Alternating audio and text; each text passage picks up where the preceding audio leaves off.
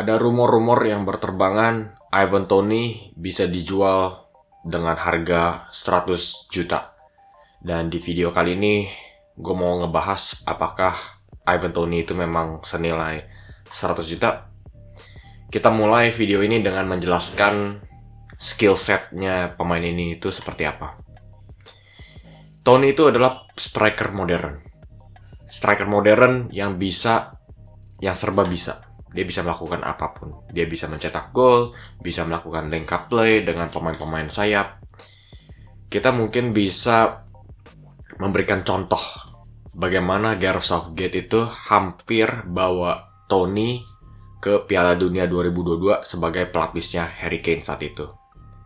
Kenapa gue bilang ini contoh yang bagus? Karena gue bilang ini menggambarkan situasinya.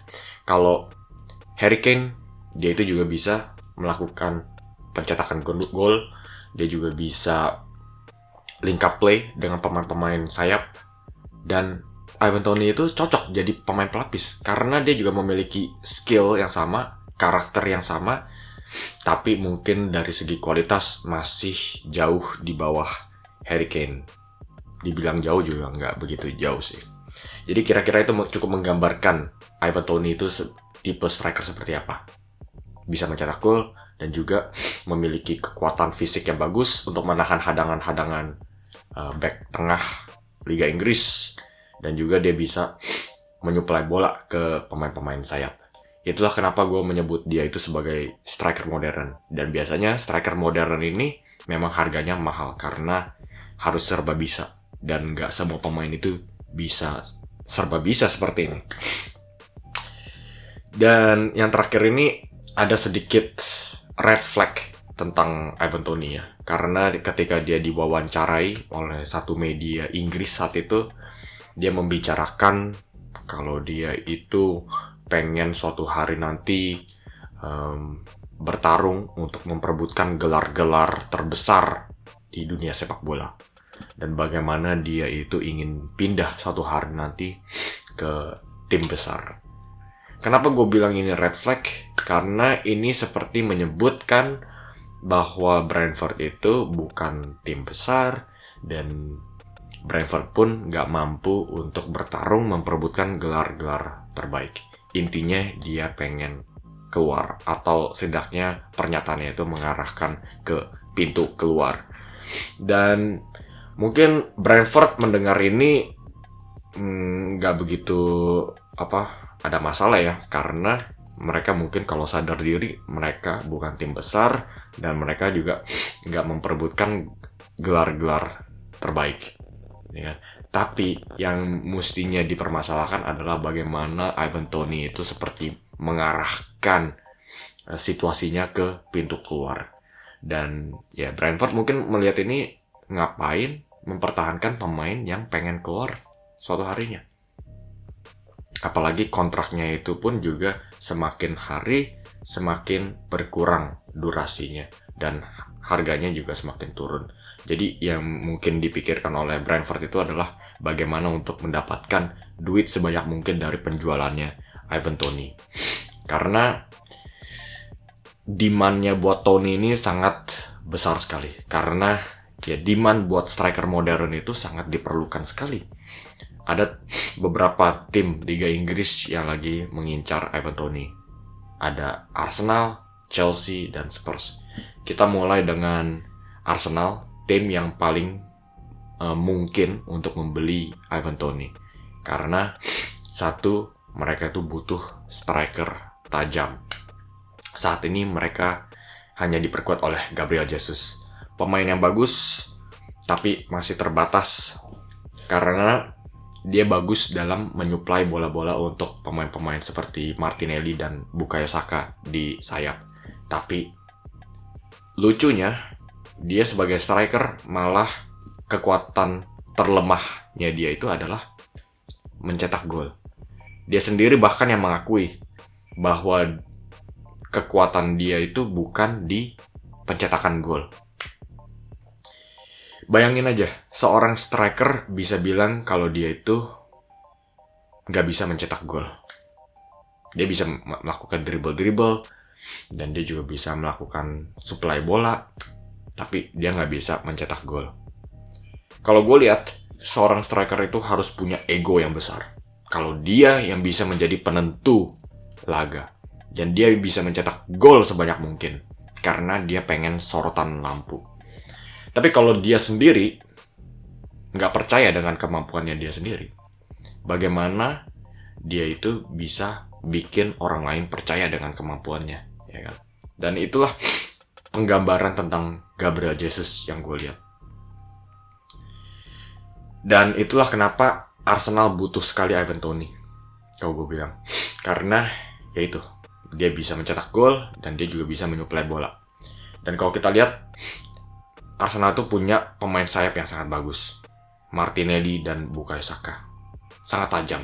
Dan kalau dia dipasangkan dengan Ivan Toney yang bisa menyuplai bola ke pemain-pemain sayap ini, kedua pemain ini gue yakin bakal gembira banget main bareng sama Toney, karena suplai bolanya itu nggak bakal berhenti. Karena Toney itu sangat kuat, memiliki teknik yang bagus untuk menahan bola di tengah dan akhirnya bisa menyuplai bola ke sayap. Dan hal paling pentingnya, dia memiliki satu hal yang nggak bisa dibangga-banggakan oleh Gapsus, yaitu dia bisa mencetak gol. Hal sebaliknya, Saka bisa menyuplai bola, Martinelli bisa nyuplai bola ke tengah, dan ada satu orang yang bisa mengonversi peluang-peluang ini berubah menjadi gol. Itulah kenapa Arsenal sangat membutuhkan striker. Mungkin bukan Toney secara spesifik, tapi striker seperti Ivan Toney ini. Chelsea juga gue lihat juga membutuhkan seorang striker, karena satu, mereka punya duit yang banyak, dan striker-striker mereka saat ini memang lagi mandul banget. Kita lagi bicarain Nicholas Jackson, ya, yang masih mentah banget di Liga Inggris. Armando Broja juga masih mentah, juga kelihatannya bakal dibuang sama Chelsea. Terlalu banyak strikernya di sana. Dan ada Christopher Nkunku, tapi masih sering cedera, masih belum fit. Dan masih ada satu lagi, yaitu udah nggak ada lagi ya.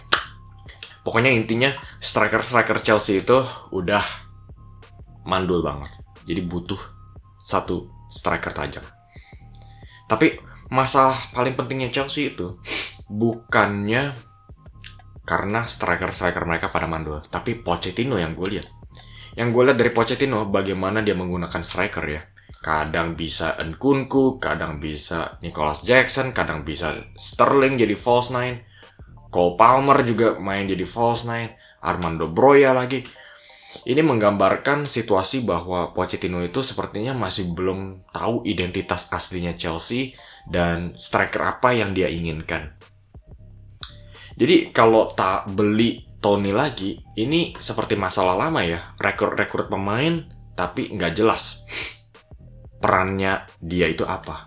Itu seperti Pochettino itu lagi masak, makanannya udah asin, ditambah lagi asin, ya kan?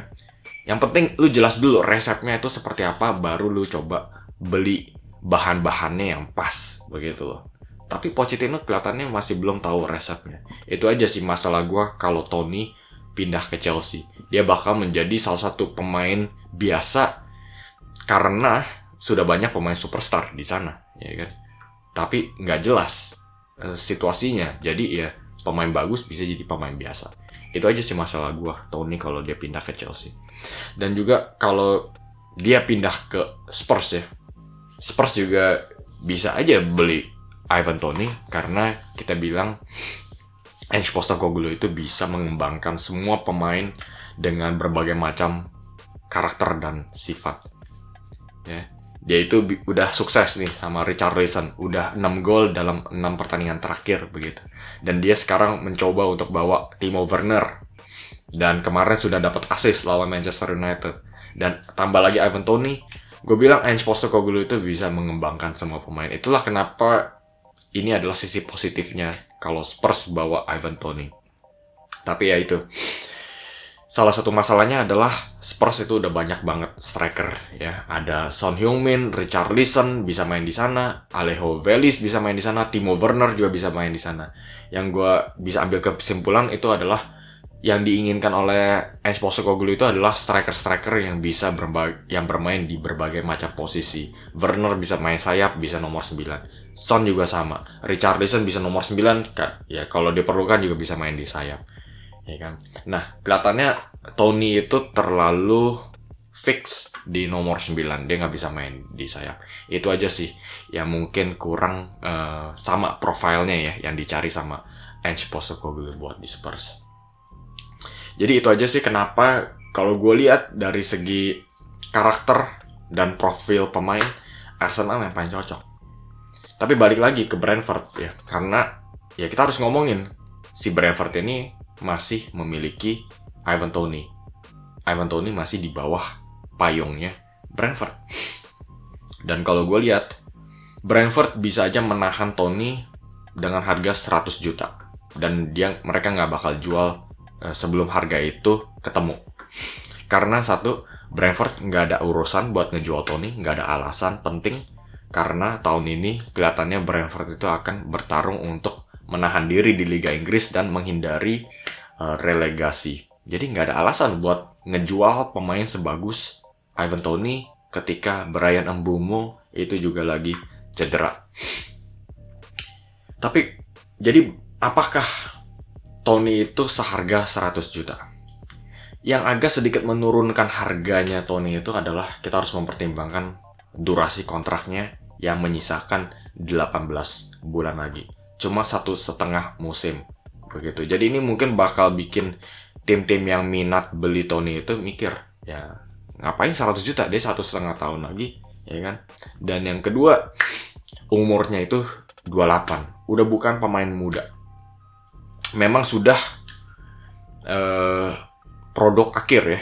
Toney itu kelihatannya memang udah mencapai top formnya di masa karirnya ini. Begitu. Tapi umurnya itu udah nggak muda lagi. Jadi jenjang karirnya itu udah bisa kelihatan, udah kelihatannya tuh mentok ya, udah sampai mana tuh udah bisa kelihatan lah setidaknya. Jadi itulah yang agak sedikit menurunkan harganya. Dan kalau Harry Kane itu bisa seharga 100 jutaan, artinya Toney itu nggak mungkin ya bisa mencapai harga segitu. Jadi kalau gue lihat Toney itu pantasnya ya kira-kira 70-80 jutaan lah. Kelihatannya itulah harga yang paling pas buat Toney karena dia masih di bawah Harry Kane, dan dari segi umur dan dari segi panjangnya kontrak, Brentford kelihatannya bisa puas dengan harga segitu.